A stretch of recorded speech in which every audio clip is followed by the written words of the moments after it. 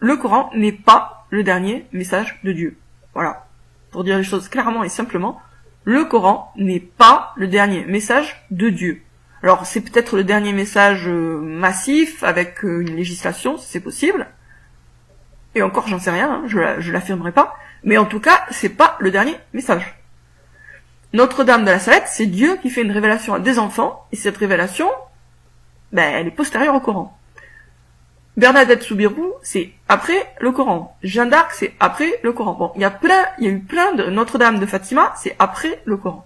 Et c'est pas parce que c'est Notre-Dame de Fatima que c'est pas Dieu. Hein. Donc c'est Dieu qui s'exprime.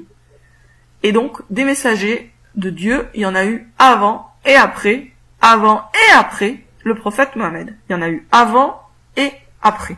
Du coup, voici une petite déclaration que je me permets de faire et qui, j'espère, fera bouger certains neurones dans certaines têtes. Voilà ma déclaration. Il n'y a de Dieu que Dieu, et Jésus est son messager. Il n'y a de Dieu que Dieu, et Lucia Santos est sa messagère. Il n'y a de Dieu que Dieu, et Abraham est son messager. Il n'y a de Dieu que Dieu, et Bernadette Soubirous est sa messagère. Il n'y a de Dieu que Dieu, et Mohamed est son messager.